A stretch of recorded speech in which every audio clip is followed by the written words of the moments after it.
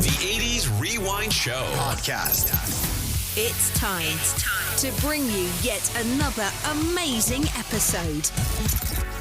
And now, welcome your host, Rob, the face for Radio Burgess. Enjoy the show. Hello. It's the 80s Rewind Show with me, Rob, the face for Radio Burgess.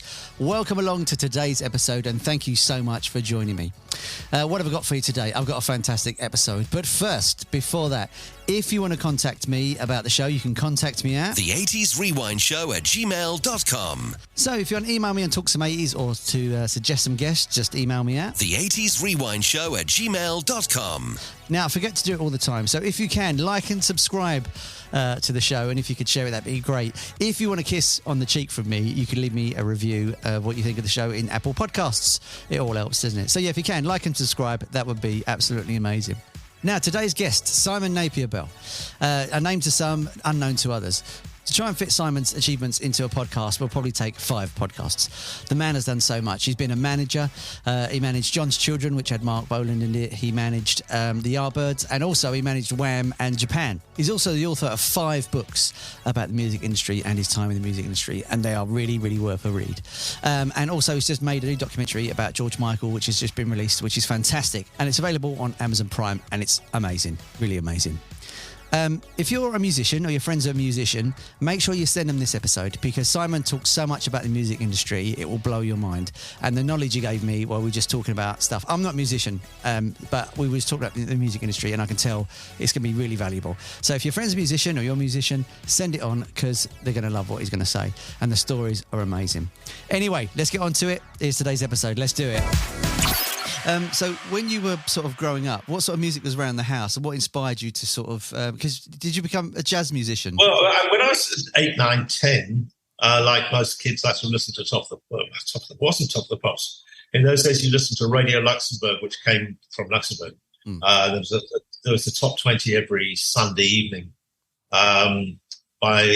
delivered by a man called Horace Batchelor, who had a system of winning on the pools. And you listen to this music it faded in and out. You know, it was the old-fashioned AM radio coming from overseas. And the music was appalling. I mean, even at 10 years old, I thought this music is just not listenable to us.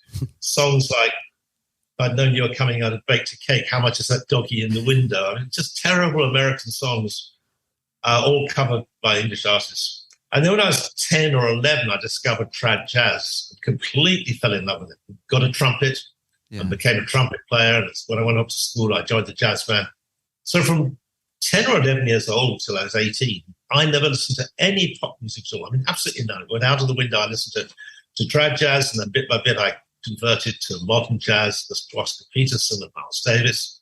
And we had a good school jazz band, although it was always trad jazz. Right. And then I went off to America when I was 18, determined to be a professional musician. Mm-hmm. And I thought I was going to be a great jazz musician.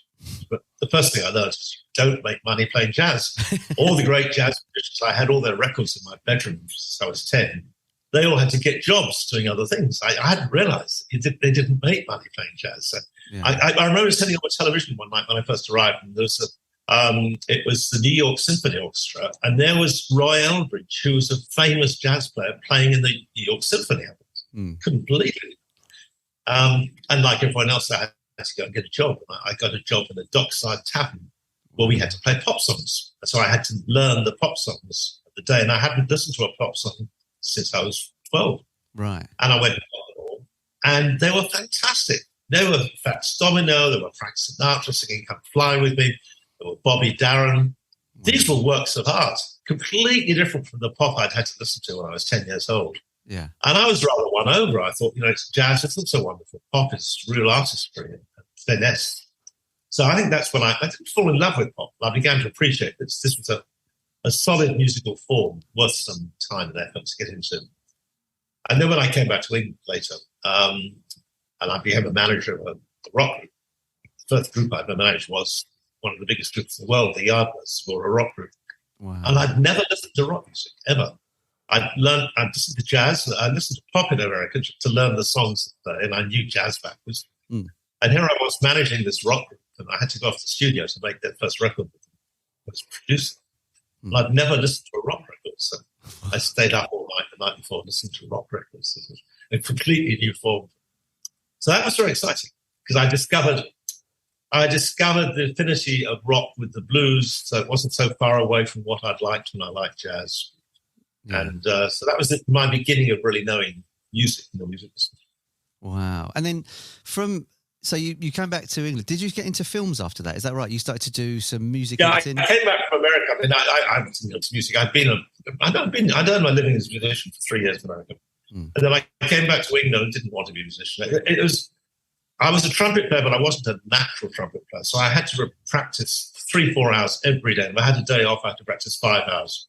And some people were fantastically much better than me. And I said, how much practice do you do? I never practice. Some people just had a natural ability. Yeah. I guess it's like being a footballer or an athlete. I think some people have a really natural ability. Anyone can get quite good, which is what I've done. So I gave it up. It was just like being in prison, having to be tied to this instrument every day. And I came back to England. I got the film industry, became an assistant film editor. But when they find out I knew music, could write and read music, I was more used to them. So they made me a music editor. So when there was music on the film, I'd get that job, which is good. It's very well paid. I began to make a lot of money. So I went out to trendy nightclubs, the money I was making. And there I would stay till 2 or 3 in the morning, and I'd met all these new friends in the club. And 2 or 3 in the morning, I said, I've got to go home now. I've got to be in the studio in the cutting room at 8 o'clock in the morning. And they said, we're staying. And I said, how can you stay? What job do you do? And they said, we're in the music business. And I thought, that's the business I want to get into, like to stay up all night like they do. But when I got into the music business, what I found was you did stay up all night, but you still had to be up and working at 8 in the morning. Yeah, that's the bit they forgot to tell you about. Yeah, because you got 3 hours less sleep. That's all. I could have done it anyway, right? I love it. That's wicked. And where did Dusty Springfield come into your life? At what point did she appear? Well, it was around then. I mean, I was in the film business, making all these friends in the nightclubs. I went to clubs like the Ad Lib Club, which was the trendy music business club at the time. And I had this very good friend I'd made called Vicky Wickham, who was one of the producers of Ready, Steady, Go, which was the youth television show at that time. And one day she said to me, she said, where would Dusty Springfield get English lyrics for a song? And I said, well, what do you mean? She said, well, Dusty just came back from the San Remo Festival in Italy. And she brought a song with her, sort of a song which won in Italian, and she wants to do it in English. So where would she get lyrics from? And I said, well, why don't we do them? And Vicky said, well, because we've never done lyrics before. I'm never daunted by things like that. And so we sat down and did them. Crazy. #1 records. So that is good advice from me. That's. I mean, where did the inspiration come from? Was you writing from a background of experience, or was it just sort of? No. I was musical, and I knew music. I could write music, but I've never written any lyrics. I got quite into poetry when I was in America. I got into the beat poets, read Kerouac and Allen Ginsberg and all the contemporary poetry. So I was quite into words and rhymes. But when we took this scratchy old acetate Dusty brought back from San Remo, we had every night we went to dinner. We went to the Ad Lib Club, and so it seemed a bit annoying to interrupt that schedule with having to write a song. So after dinner one night, Vicky and I got in a cab and went back to her flat in New Cavendish Street in London, and said, "Well, we'll do it. This is an hour. Then we want to get to the Ad Lib Club. We don't want to miss the fun." Yeah. So we put on the record, and out came, you don't have to sound the outrageous orchestral introduction. And I said, "Oh my God, it's Italian. It's a love song. You've got to use the word love because it's obviously a love song." Yeah. I didn't know what it said in Italian. Right. And Vicky and I were very unromantic. The 60s wasn't a romantic period. It was a shagging period, not a romantic. The pill had been invented, and the pill didn't nurture romance. It killed romance. There was no need for romance. Yeah, you just did it. And Vicky said, "Oh, love. Well, we can't write a song about love." I said, "No, it's Italian. We've got to say, I love you, I love you." She said, "No, you can't do that. I'm not doing that." And I said, "Oh, I know, I don't love you." And she said, well, that's a bit strong, isn't it? And I said, "Well, how about I don't have to love you?" And she said, "Well, you don't have to love me. It's all right." And then that didn't quite fit. So I said, "You don't have to say you love me." And that just fitted very nicely with the Italian lyric. So I said, well, that's it then. You don't have to say love me. We've written the song. That's crazy. And she says, what about the next song we do that in Taxi? Which we did. It's almost like... But we missed an hour of the ad-lib club that night. We were dressed. So it's almost like an intonational song. You wrote to the intonation of the tune rather than... Well, no, it's very interesting because it's quite serious. That You Don't Have to Say Love Me was interpreted by Dusty as a passionate love song, and somebody who didn't care for her and she loved them. And everybody who hears it makes their own interpretation, which is always what happens with songs. People find their own meaning in it. But really, it was a pulling night because, you know, if you went out in the evening, 2 or 3 in the morning, you met some girl or guy you wanted to go to bed with, and you say, come on, let's go home and have a shag. And they say, oh, no, you know, I can't do that. You know, I don't really know you well. And I say, oh, you don't have to say you love me. Just go and have some fun. So it wasn't romantic at all. It was a pulling night. But Dusty saw it as romance. Everyone else did it that way too. That's fantastic. I mean, she pours such emotion into that song as well. She's amazing.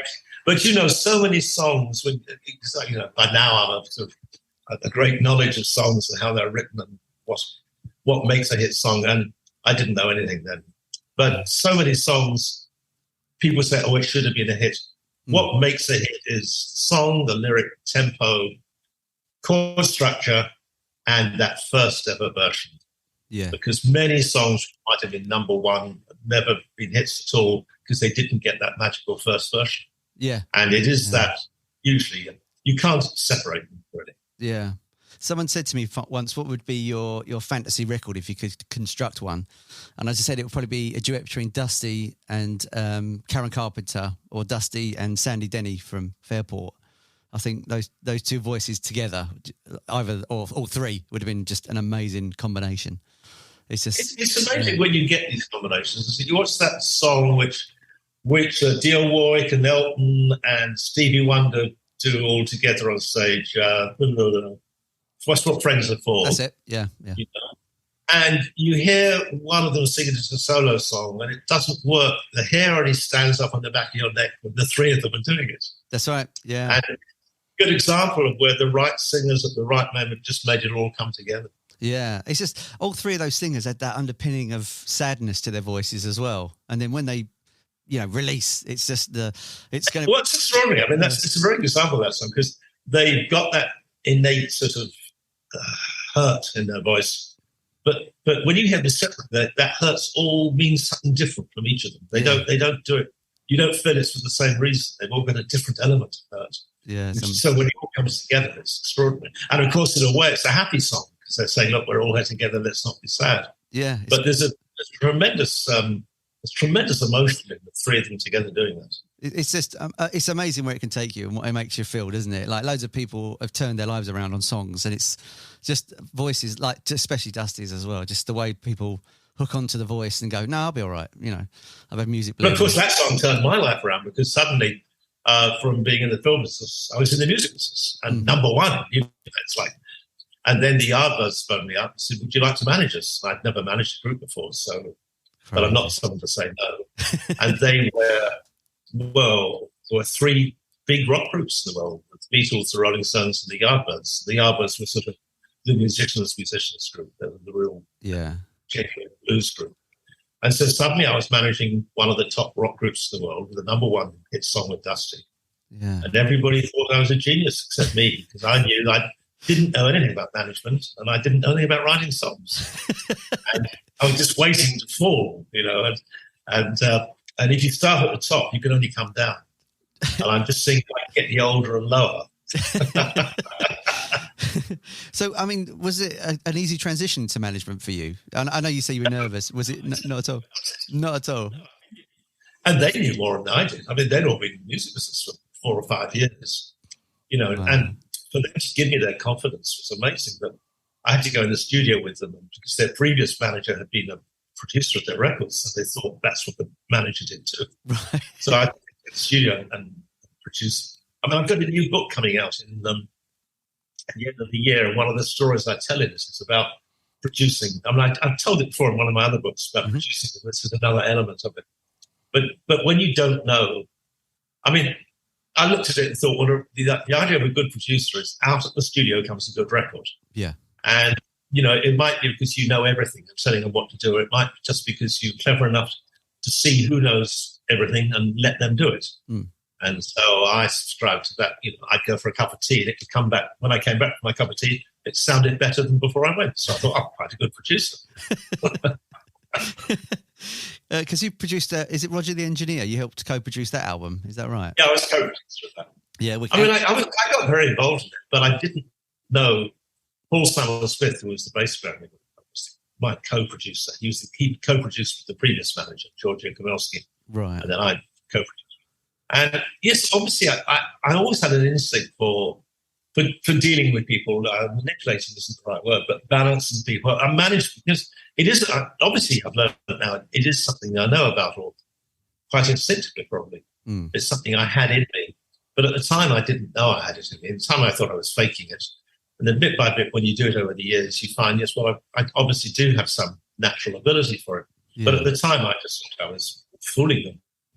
And so I was trying hard to listen and say, why don't we do that? Why don't you do that?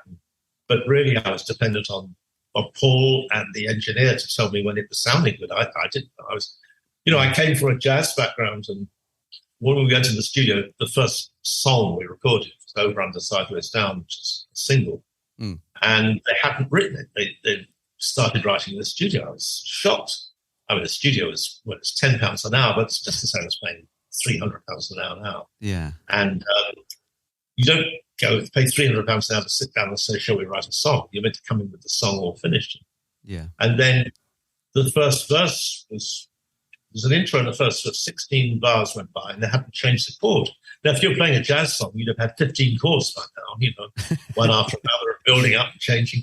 And I was absolutely shocked. I said, don't you think you should maybe change a chord after 4 bars? No, man, no, that wouldn't be cool. Let's stay with the same chord.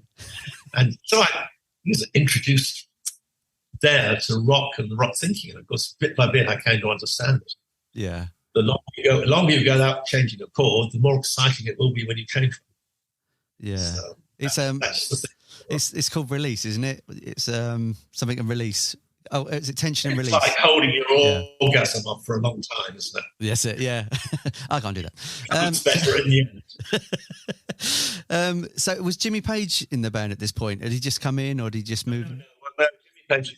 After we'd made this record, we went off to do a gig, lots of gigs, but one we did in Paris. I was walking back from the gig to the hotel with Paul, and he said, I hate playing live. It's the worst thing in the world. And every second we're on tour, I hate it. And I didn't know anything about management. I said, oh, poor chap, fancy doing something you hate. That's horrible. You ought to leave. And I didn't know that a manager's first, foremost job, the most important thing you ever do is keep the band together. That's what it's about. I didn't know that. So I said, oh, you poor fellow, you don't enjoy it. You ought to leave, do something else. And he said, oh, thank you very much, I'll do that. And so I was suddenly left with the greatest rock band in the world minus one person. And what an idiot. I mean, I just didn't know. Yeah. And but previous to that, I'd been writing, after I wrote Say Love Me, I've been writing lots more songs, trying to get another hit and making demos. When I made the demos, I always phoned up a fixer who booked musicians for the sessions. Yeah. And one of the musicians he always sent along was this fabulous guitarist, Jimmy Page. Yeah. And so I thought about him and talked to the others in the band, and they all said, oh, we know Jimmy, he's a great guitarist. And so we called him up and asked would he like to play, but I didn't know. I knew he wasn't going to play the bass. There was latency was the bass player. Right. And I just knew, because I'm quite a good judge. I didn't know about management, and I had quite a natural judge of character. And I said, Jimmy's not going to play bass. He might do it for 1 gig or 2 gigs, but he's last 2 songs. So the third song of the first gig, he walked across the stage and handed his bass to Chris Dreyer, who was the rhythm guitarist, and took Chris's rhythm guitar, and he never played bass again.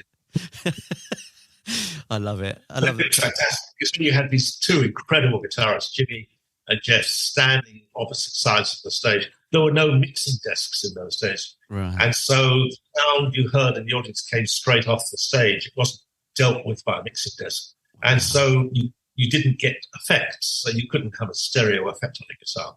But if you had 2 guitarists, one each side of the stage, you've got a stereo effect. Wow. So they played all the solos Jeff Beck was famous for playing, as he said, solos, they played in unison. And it's an extraordinary effect. But they weren't happy. Neither were happy. No. Because Jeff now had to share the applause with Jimmy, and Jimmy was playing Jeff's solos on his own. Wow. So there was a big tension.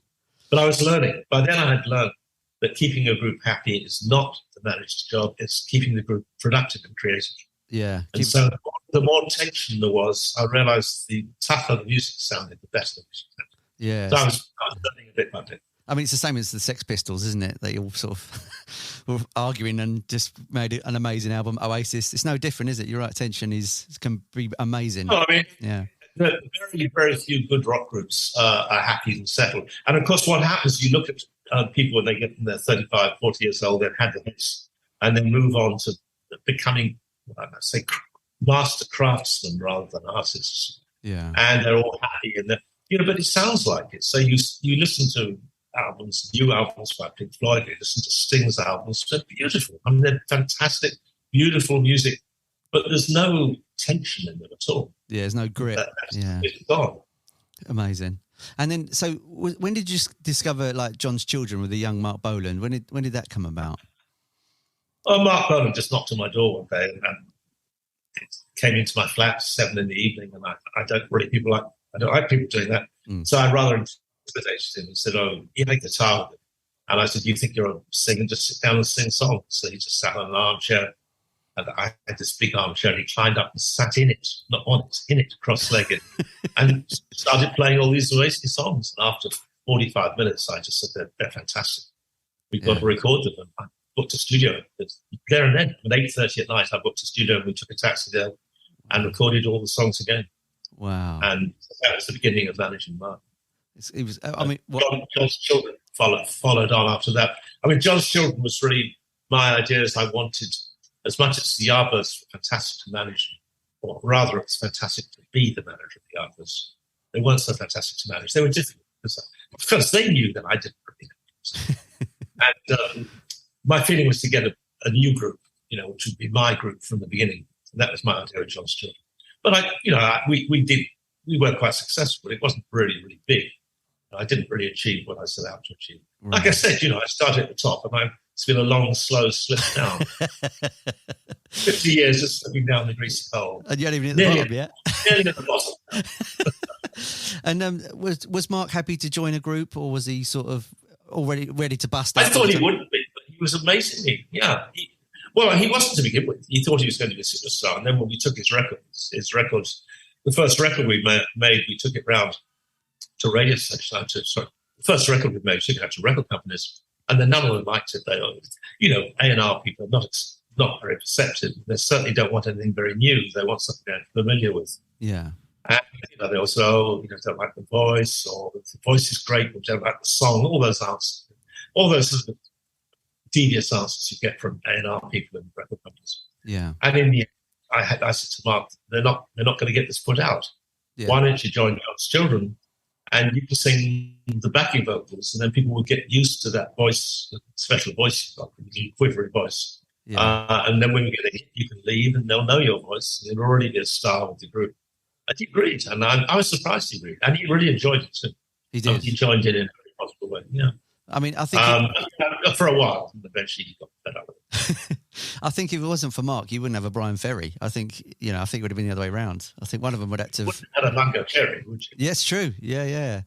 That's right. Yeah. That was when Marc really it hurt him. When his voice wasn't accepted, so he joined John Children, and then one day he turned on the radio and heard his voice, and it was number one. Wow. And that was it. He wasn't going to say the good thing. He was going to go do it himself. Oh, amazing. I think it's interesting. From then, because with the others, I often joined in the writing, although I didn't give myself any credit for it because I didn't think it was the right thing to do. And also, I don't think I even recognized that I was writing. It's only later on I realized that a lot of what I did was co-writing because I sort of thought of writing as something much more serious than the way they tackled doing songs. Yeah. But it's interesting that, one of the things which happened during COVID, this was coming up to the recent times, is having the last 5 years, I'm mainly making films, documentary films. And when COVID started, I was making a film about George Michael, which came out last month. And one of the things making this film about George made me realize how much writing songs, how wonderful it is to write songs. What an amazing to do. I wonder why I stopped doing it. Yeah. And I couldn't really think why I'd stopped, except that most people who are top songwriters do treat it like a job. They go in the office every day, go to the studio every day at 9, they work all day. And even people like Deanne Warren, she's had 700 hits, but she's had 7,000 songs with word hits. I mean, it's not, right, yeah. You don't know why everyone's a hit. I didn't really enjoy doing that. Yeah. So I hadn't done it. But when doing this film with George, it really made me think, I want to write songs again. And just at that moment, a friend of mine from Holland called me and said, I've been writing songs with another friend of mine, who's a top rock producer here in Holland. Mm-hmm. And we got always songs with no words. Would you like to have a listen to them? And I sort of thought they'd be rubbish. Yeah. I just thought, it's just an amateur. He's not an amateur. He said he had been a professional, but he was really left music to go into business. So he made some money in business. And he said, and these amazing songs, they're fantastic. And I said, the musicians are fantastic. Who are they? He said, oh, well, we use all my friends. I said, well, who are your friends? Oh, they're all the top musicians in Holland. And these are the top rock stars in Holland. And I said, well, he said, well, a couple of them are actually two of rock status quo. So Wow. he's got good friends. So I sat down and wrote the lyrics. And I've got to say, that made COVID the most enjoyable year I've had for 10 or 15 years. Writing songs was so rewarding. Wow. And we came back again with this fantastically good rock album. A bit out of its period. It is classic rock, but it's as good as any rock album I've ever heard. And this wasn't done to make money. I mean, sometimes in the music business, you reach a point where you don't have to think this album's got to be a hit or got to make money. It's just really good to do. And I guess that's where major rock artists get to when they're at 45 or 50. They're more interested in just making an album which fulfills something for them. So I was really, really excited to do this. And when I listen to it now, I just think that's, in some way, we're not talking about commercial success or a huge public acclaim, or so far, maybe there will be. But it is very, very satisfying because it sounds as good as any other rock I've done. Wow. And it does take me back to the Yardbirds and think, maybe I should have kept on being a manager. I'm not sure. Because managing rock groups is hard work. Yeah. And at least with, when you write a song, you just get royalties. You don't have to go out and do... you can sit at home. Not much now. Oh, really? You still get royalties. But the changes are huge. I mean, the difference now in what you make as a songwriter, certainly as a record producer, because it's record producers who suffered the most. Because record producers, what you got when you made a record was a royalty. Every famous artist, you got a percentage of the royalty which they got. Right. And now record producers, like most artists, don't really get record royalties at all. A very, very small amount. Wow. So record producers, more than anybody, have suffered from streaming. Songwriters, not so much. If you're writing hit songs, you'll still get... So there's a very good infrastructure in place to pay songwriters. That's crazy. As you know, you see the figures. The overall amount of money generated in music business at the moment is more than it's ever been. So there's no disaster. So, people talk about, it's terrible, music business is coming to an end. It's absolutely not. It's booming. Yeah, especially the vinyl. The vinyl industry is just huge again. Yeah. It's never been bigger. It's never made more money. Yeah. But it's not the old industry. And so the people who complain are the old musicians who aren't used to how it now works. But the young people coming into it have got access to a facility to promote themselves and make music they never would have had before. Yeah. Yeah, 100%. Yeah. And you don't have to be signed to a label, which is nice. You can just do it in your bedroom and find your own way. Independence. Yeah, lovely. Well, I mean, and you could never do that. I mean, it was, you only think to even make a demo in the old days, you had to find more money than it now. I mean, it's a demo studio with, it might be 10 or 20 pounds, but that's the same as 300-400 now. And if you're out of work, or if you decided not to work because you want to be a musician, that's a huge amount of money. Yeah. But you couldn't do it in your bedroom, and recording that way was completely impossible. Yeah. And so it was a big investment even to make a demo. And to then find someone who paid you to make a master, virtually getting a deal from the demo. Yeah. And so it was, the record companies were very, very harsh gatekeepers, keeping a huge number of people out of the music business. Yeah. I'm not blaming them. They had to be, and they couldn't invest in everyone who came in the door. But nowadays, everyone can bring their record up to virtually top professional standards. Yeah. And so the competition now really is between what is really good creatively and what isn't. Whereas before, the competition was sometimes about who the record company decided to sign up, even if they weren't the best possible talent around. They could be made into a star. Yeah. So it's changed a lot, and I think, well, I always think changes for the better. I'm not nostalgic. So you went to Spain for a while, is that right? And you were producing a Spanish singer, an artist for a while? That was later. Thank goodness, yeah. That was later. After I got tired of managing rock groups in England, I had this, I thought this is a brilliant idea. I said every year, this is 1970, 71, every year there's, 8 million English people going to Spain for their holidays. And sooner or later, one summer, there's going to be a big hit in Spain with a Spanish singer. Yeah. And everybody from England who's been on holiday there is going to come home singing this song. And there's going to be a Spanish singer who becomes a star, and then mark my words. I said, this is going to happen. And I'm going to be the person who does it. So off I went to Spain and I interviewed. And by now, because I've been the manager of the Yardbirds, had number one songs. Dusty, and by then Elvis done the same song and had number one. So I had some sort of track record, some status. And I went round and met all the top Spanish singers. There was a guy called Junior, who I liked. He spoke very good English. Antonio Morales, he's known as Junior. And he'd been in the Spanish equivalent of the Beatles, Sprinkos. There was another guy called Camilo Sesto, who was equally good. Juan Gabriel, who was huge. Yeah. And then there was a guy I didn't like much at all, with a funny, quivery voice called Julio Iglesias. And he came and did some interview with me, and I said, I don't like your voice, you can go away. And I signed Junior. And we had number one record. I mean, we had the biggest selling single in South America ever. I think it's on 21 million singles, so it wasn't unsuccessful. Yeah. But it didn't do what I'd planned. It didn't happen in England.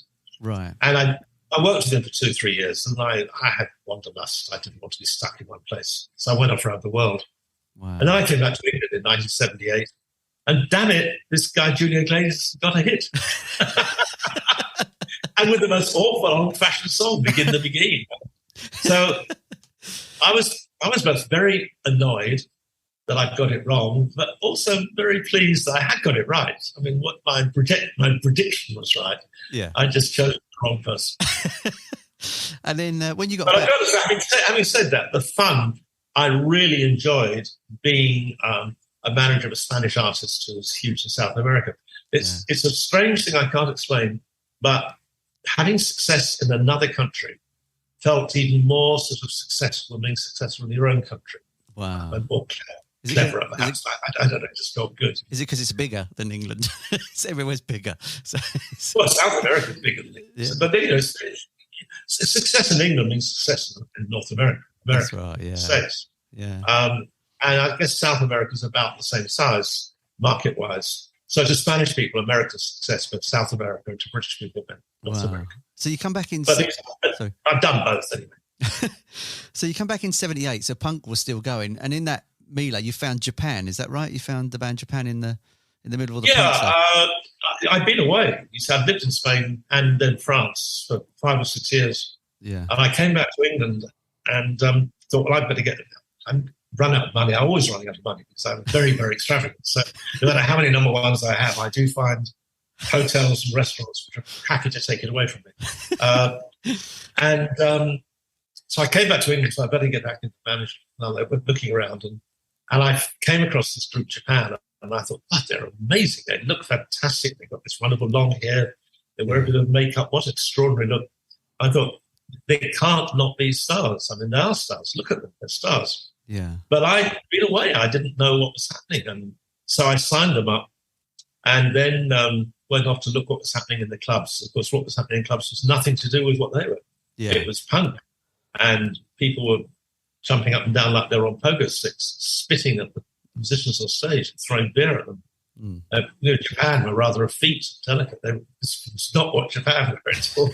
So I struggled. Yeah. But I'm a sort of don't give up person. And by then, I think I'd begun to understand that I did know about management. I'd begun to learn about management. So I did sort of know a little about what I was doing. And so I worked hard with them. And eventually we broke them in Japan. I had this idea, quite deliberate, that perhaps nobody liked them in England. And we made a first album, which was extremely good. And I listened now to Japan's first album, which was called Adolescent Sex, especially the lead track. It's an incredibly good track. I can't understand why it wasn't a hit. Yeah. It wasn't. And I think it's because they looked all wrong. It wasn't because of the sound of it. Right. And so I thought, well, maybe, the name will help them in Japan. So I decided to tackle it very seriously. My flippant way of managing Yardbirds has now developed into some sort of understanding that you need to be serious if you're going to make these things work.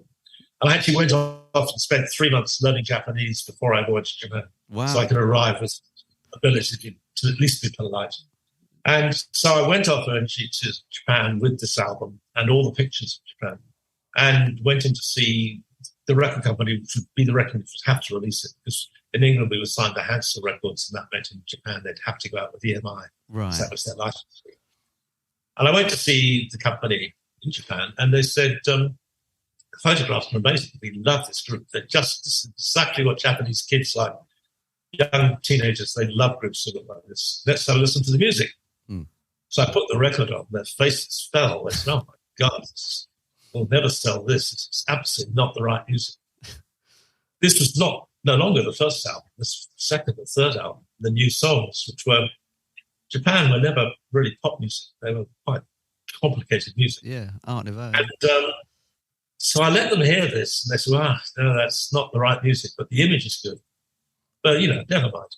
And so I got up to leave. Because if you're in an English or an American company, and they said, that's not the right music, that's where their way of saying, look, goodbye, thanks for coming, come again when you've done something better. But Japanese people don't like that. They're very polite. And what they meant by what they said is exactly what they meant. The image is fantastic. The music's not right. Yeah. So when I got up to go, he said, well, thank you very much. Don't worry. Goodbye. They said, no, don't go. We've got to solve the problem. And I said, what problem? Well, the problem with the image is great and the music isn't quite so good, or quite so suitable. So, well, how do you solve that? Oh, he said, we'll think of a way. And so I sat down with 3 or 4 people from the marketing people and A&R people from EMI in Japan, Toshiba EMI it was.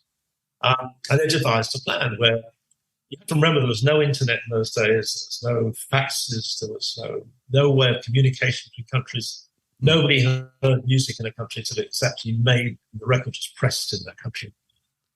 They said, what we'll do is we'll spend 3 months only working on the fan club. Right. Pictures, stories, send reporters to England to meet them before we put the record on. And we'll build up a big fan club.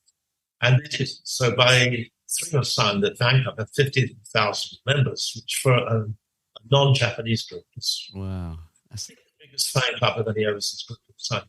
That's huge. And then Friday day came when the record came out. And it came out, and 50,000 people, 50,000 teenagers went and bought that record the very first morning. So we went straight to number 1, 50,000 sales the first morning. But that evening, 50,000 teenagers went home and listened to the record and were very disappointed because they didn't like it.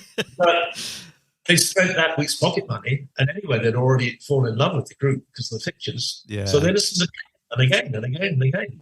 And at the end of another week, they'd begun to quite like it. Crazy. And it was extraordinary because this music, which was absolutely not teenage music, had a teenage audience because of the way we approached it. Yeah. So it's fascinating because as the group, first of all, they went there to a tour and every concert they played was full, screaming teenagers. But normally teenagers of that age, 13, 14, who scream, when they get a bit older and more mature, they move on to a new group. Yeah, because that's right. They're embarrassed by the teenage group they're streaming at. But Japan were not like that teenage group. Yeah. So when they got a bit older, they stayed with it because the music was more complex and more interesting. Yeah, it was already there. The new fans who came, the new younger fans came in also. So it just got bigger and bigger and bigger. Wow. So in the next 3 or 4 years, Japan became really absolutely huge in Japan. Wow. Had over 150,000 people in the fan club. And became one of the biggest overseas groups ever in Japan. So that was a quite fun thing to do. So again, it's what I said. There's something tremendously exciting about creating a success in a country which isn't your own country. It feels really good. So, I mean, Japan rode high for a long while, and then they generally, like all bands, break down. And it was after that you wrote your first book. Was that a way of, cathartically getting through the breakup of the band and it all sort of... Yes, I did. You're absolutely right. Well, Japan broke up, and which is a bit disappointing. Eventually, we jumped there. We said how big we were in Japan, but it took me 5 years to break them in England, which is something quite different. So after being that big in Japan, we'd come back to England after his Japanese tour, where we were completely unknown, and more than unknown, sort of almost scorned or laughed at. We were out of our time. Punk was still the big thing, and then when it slowly emerged from punk, it moved onto things like Dire Straits. It didn't move straight into when the next big change was going to be, the New Romantics. And that's when Japan began to happen. But that was 5 years after we started. It's a long time. Yeah. But eventually we got to that point, and then Japan became really, really big in England. And then just when they became really big, they broke up. And I couldn't solve that problem. Yeah. So I thought I'd had enough. I thought I can't be bothered. Can't be bothered with any more groups. That's it. So I wrote a book. It's the first book I wrote. Well, you don't have to say nothing. Which again was quite sort of a quickly written book. I don't think I approached it with very much seriousness. A lot of people think it's a very funny book. But years go by, and only 3 or 4 years ago, the Observer Music Magazine did the top 50 music books ever, and they put that at number 11, which just totally embarrasses me, because it goes above Bob Dylan's autobiography and things like that. You think, how could that be? But perhaps because of my flippancy and lack of seriousness, I captured a period in time. Yeah. Perhaps I captured the 60s in a way which I wouldn't have done if I'd settled down and done it more seriously. And then writing the book, during that time, I met Jazz Summers, who was another manager. And he'd also had a group who'd had a number one record, and then broken a group called Blue Zoo. And he knocked on my door one day and came to see me and said, we ought to work together. And I said, why? I mean, he didn't seem to me like someone I'd get on with very well. He's very, very different from me in every possible way. And he said, well, I just think we would get on. And Jazz was very deliberately down market. He talked in a rough voice. I was ex-public school. He was very straight. I was gay. There's almost everything about the two of us seemed destined to absolutely not get on. So I said, well, let's go to lunch. He's arrived. Let's be polite. So I went to the lunch. We went to a simply Chinese restaurant on the corner. And then the first big surprise, he spoke Chinese. Wow. That's a surprise. He's not quite the man I thought he was. There's something here that bothered him. And bit by bit, we got on very well indeed. And we said, all right, well, let's work together and find a new group. But we don't want to bother taking a completely new group, because that first year or 2 years, taking a group from nowhere to their first hit is complete waste of time. Yeah. Someone else can do it. And that first hit, in the end, is always luck. So no matter how much work you do, how much structure you think about and give it, it's luck. The first hit is luck. And then when you've had that first hit, then you've got something where you can build on and use your experience to build a group and turn them into major stars. So let's find a group which has had that first hit. And so we made a list of all the groups who'd had 1 or 2 hits and thought we'd go and see them and persuade them we should manage them. But they were Culture Club and they were all groups who were pretty big already. Yeah. And we'd be stealing them from their managers. We did that. And we thought that was a bit difficult to do. And then we came across Japan. Well, we'd both seen Japan on Top of the Pops. And then we hit on Wham, and we both saw Wham on Top of the Pops. They were amazing on Top of the Pops. And we both realised this was a pretty special group. Yeah. And then we learned they didn't have a manager. Their lawyer was looking after them in the meantime. Wow. So we saw them, and then we persuaded them we should be their manager. That's amazing. What we did. And so when you first met George and Andrew, what were they like? Were they sort of quiet? Were they excitable? Were they? We seen them on Top of the Pops. On Top of the Pops, they were quite extraordinary. I mean, what was so extraordinary on Top of the Pops is Top of the Pops has no rehearsal. You just go down to the studio, get up on the stage, sing your song, and the director works out a few camera angles. Off you go, come back and do it at 6 o'clock. That's going to be a take. Yeah. And they did it as if they'd been rehearsed by the director for 3 months. Wow. And obviously they'd been down to the studio previously, seen how it worked, and then rehearsed by themselves at home. So when they got on the stage, they knew how to work to the camera, knowing that the camera probably wouldn't work to them. And so it looks like an incredibly choreographed piece of work. Was this very impressive? And anyone who knows how Top of the Pops works would have looked at that and said, that's quite amazing. How did they do it? Was that Young Guns or was that before or after Young Guns? It was pretty Young Guns. That's Young Guns. Yeah. Quite amazing. Because I saw and so they looked like twins on stage. You know, the two young guys around town who went off together to clubs and looked for girls and things. But when they came into my flat and sat down in the sitting room, they were like opposites, not like twins at all. You know, Andrew was exactly like what you see on Top of the Pops. You know, sort of breezy, sort of happy-go-lucky guy, lay back in a big armchair, put his feet on my coffee table, picked up a magazine. Oh, a nice pad you got here, man, that sort of thing. And George was straight to the point. Why do you want to manage us? Who have you managed it for? How are you going to do it? And you're not going to look after our money. We're going to have an accountant. We're going to have two accountants. And I said, what do you want two accountants for? He said, so one can keep an eye on the other. You know, so right from the beginning, George was there, you know, being very businesslike. So they weren't like twins at all. Wow. And I realised the image was really Andrew. It was the real Andrew. And then George was sort of copying Andrew and making a fake Andrew to go with him as part of the image. That's amazing. And so that was very interesting. When people say Andrew never did anything, he really was the group in terms of imagery. Wow. And George, yes, was the songwriter, but everything about how the group projected came from Andrew's personality. That's amazing. Did you ever see their songwriting process? Did you ever get to see how they put a song together? Well, you know, I've just made this film about George, and I learned in that film things I didn't previously know. Wow. No, I never saw their songwriting process because they already had two hits, and so I let them just go ahead with however they did it. There's no point interfering with something which is working well. And so they would bring me the songs. This is what we're going to record next week, and I booked the studio, and they'd go in with producers who I knew.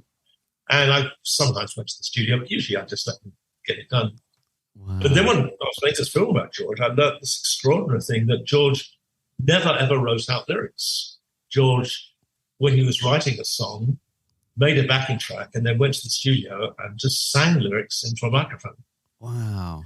And if he liked them, they stayed. And if he didn't like them, he changed them. Or he'd like one line and say, let's do another line there. Or that's a good line, but that's words, not so good. Let's drop in another word instead. And he'd sing that one word and drop it in the line because it had better flow or the consonants made a better effect with the echo or something like that. And producer after producer who worked with him told us in interviews for this film that they'd never seen anything like it, and nor had I. That's and crazy. that he actually sang straight into the microphone. That is amazing. That is amazing just to hear that. Yeah, that's crazy. And then you wrote your third book, wasn't it? I'm Coming to Take Your Lunch, about taking Wham to China. Well, the second one you're missing out saying Black Barn and White Powder, which really was the best book I've written, I think. Although I prefer the one you just mentioned. I really enjoy it. I Come in to Take Your Lunch, which is about taking Wham to China. That's a book I enjoyed writing, and I enjoy rereading it now. That's good. But I did write Black Barn and White Powder, which is a really complete history of the British music business. Both good books. Sorry, am I allowed to say about my own books? Of course you are. They are. I wrote them long enough ago now that I can pick them up and read them and not feel they're mine. You know what I mean? So I don't have to look at them and think, oh, it's embarrassing to say they're good. They're good books. I like looking at them and reading. Could you just roughly touch on the taking them to China part? Was that an easy thing to do? I know you travelled for 18 months. Taking Wham to China was really what I did for Wham. George, and our very first meeting, not the first meeting was in the flat I just told you about, but the week after we went for dinner, George and Andrew and me and Jazz Sons, we went to dinner at the Bombay Brasserie, South Kensington. And we said, okay, let's plan what we're going to do. We'd sort of agreed then we were going to be their managers. Let's plan how we're going to do this. And George turned to me and said, turned to us and said, we want to be number one group in the world and you've got 1 year. And I said, you can't do that. I said, number one group in the world has to be the biggest group in America because it's 60% of the world market. And no one's ever done it in 1 year. The Beatles took 3 years. You can't just be number one in America in 1 year. Yeah. There's no national press in America. It's not like the Daily Mail on the front page all over the country. every city has its own newspaper. It's a slow process. And George said, well, that's it. You've got a year, do it or don't. Yeah. It's a bit like that. And then Jazz said, I'll tell you what, why don't we make you the first group ever to play in communist China? And then you'll be in all the newspapers, Time, Newsweek, all those magazines, on the news, and then you'll be number one in America. And Jazz knew that I was passionate about Asia. I loved going to Asia. It's what if he hadn't knocked on the door the day we decided we'd manage Wham, I would have gone off and lived in Asia and write books. That's what I'd been planning to do. Right. So it was like Jazz was giving me a permit to go and skive around in Asia and do what I wanted. And then he could look after Wham in Liverpool. Jazz liked being a manager, so he liked doing all the nitty-gritty day-by-day work, which had to be done in England. I like sort of going around the world doing music myself, whatever I knew. And so I did. I went every single month. I went to Beijing for 18 months and finally persuaded the Chinese government to invite Wham to go play in China, which was the first ever gig by a Western group in China. That's crazy. And it worked absolutely as we planned. You know, the week before they played the gig in China, I'd gone into Los Angeles and gone through immigration, and Careless Whisper was number one that week. Yeah. And I went through immigration, and they said, "Yeah, buddy, what do you do?" And I said, "I'm a manager. I manage artists." And he said, "Anyone we heard of?" You know, and I said, "Yeah, Wham." No, never heard of Wham. And I said, "Well, we're number one this week." He said, "Yeah." He said, "What's the song?" And I sang over the Careless Whisper. He said, "Oh, yeah, I've heard that. Yeah, it's called Wham." I said, because, you know, DJs never say the name of the song. They never say the name of the group. They just play it. Yeah. And they don't have this national press, which is what builds the group's name.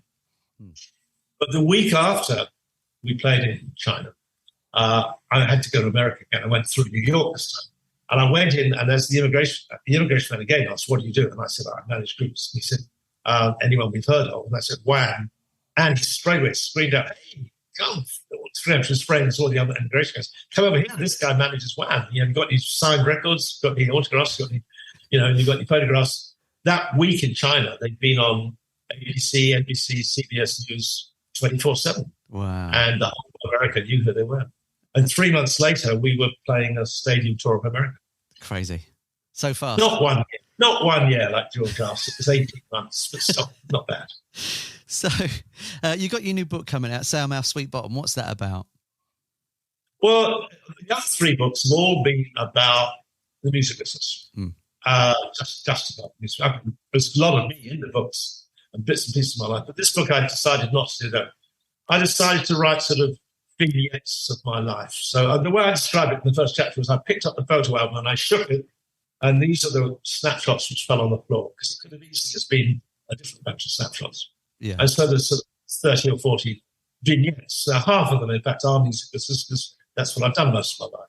But a lot of them are personal, about travels, meals I've eaten, boyfriends I've had. I mean, there's quite a lot of personal stuff in there. Things I wouldn't normally think of telling people, but my very clever publisher sort of wheedled it out of me and said it would be so easy to write, because what makes a book so difficult to write is you have to work out the whole structure and where it's going and how it flows. And if you do vignettes, you don't have to bother with that. You just say, well, you remember that event, sit down and write that. How will that fit with the next one? Don't worry, the next one will be completely separate. And he said he'd edit it together. So he took this big weight off my shoulders. Yeah. And on that basis, I just sort of sat down and wrote a whole lot of things I remembered which amused me. And I hope they amuse everyone else as well. I've read it through a couple of times. It seems to be quite well written, but it's a bit, I wouldn't say it's disjointed, but it's not a flow of story, because you can't do your whole life in one book. Yeah. I mean, certainly not when you're as old as I am. So it is snapshots taken from an album. But it's some pretty good bits. And it's good music business bits as well. Yeah, fantastic. So if you're a musician coming up today, what advice would you give anybody that was a new musician? You mean a musician who wants to be a pop star and famous and rich, or a musician who likes music? A musician. You don't mean a musician who likes music, do you? You mean a musician who wants to be a star? Yeah, true, yeah. They're not the same thing. Yeah. I mean, look, you go to any studio and you'll see musicians in the backing group, and they're better musicians usually than any of the stars. Yeah. I mean, certainly it's good and very frequently better. There's such different things between being a musician and which might involve being a symphony orchestra or a jazz band or all sorts of things, or wanting to be a star. And wanting to be a star is usually a sort of a weakness, and it's usually a psychological weakness or a need for some public love to make up for some hole in your emotional background. 90% of artists, you'll find when you talk to them and delve into their background, that what's driven them to be as stars or artists, performing artists, is the need for that audience to cheer them, love them. Yeah. And they compromise too. The idea that, he's a big star, he doesn't compromise, it's rubbish. They all compromise because they want to be stars. They have to live with how the music business is. And the really silly concept people have is that artists are uncompromising. They have to think hard about when they do and when they don't compromise, but they all compromise because they want what the music business offers. And for that, they have to compromise with the business. So the advice I'd give to someone who wants to be a musician is stay with the music you love and play it as well as you can. And the advice to anyone who wants to be a star is compromise with what the industry asks of you, but make sure you keep your music at the highest level possible. But it's a tricky one because you will always be compromised. You think of something like Frank Sinatra, who was like this uncompromising, beautiful singer. Every song was sung the way he'd like to sing it. But it's not true if you go back and look at his catalogue. There was one hit record which was not much different from How Much Is That Doggy in the Window? And he has to go woof, woof in it. I forgot what it's a duet with some woman. And you think, wow, this is Frank Sinatra. But that was the music industry at the time, and that's the songs they wanted. And he wanted a hit like he'd always been used to getting. They all compromise. You have to compromise. Fantastic. And if people want to find out more about your books, where's the best place to go to get your books? The book is, I've got a copy here, but I don't think anyone else has got a copy for another month. It's out in October. Okay. Sourmouth Sweetbottom on Unbound Books. You can go to Unbound Books now and buy a copy. You can even buy a copy, including the right to come to my launch parties. The last launch party I had for a book was a fantastic party. Well worth coming if you fantastic. And then also the film I made about George Michael is out now on Amazon, so you can look at that. And you can go to Spotify and listen to an amazing album by Amsterdam Rock Exchange. And that's going to be the best rock album you've heard for years. Fantastic. Simon, thank you so much. It's been a pleasure talking to you. Okay, thank you. If you enjoyed today's episode, make sure to subscribe and leave us a review.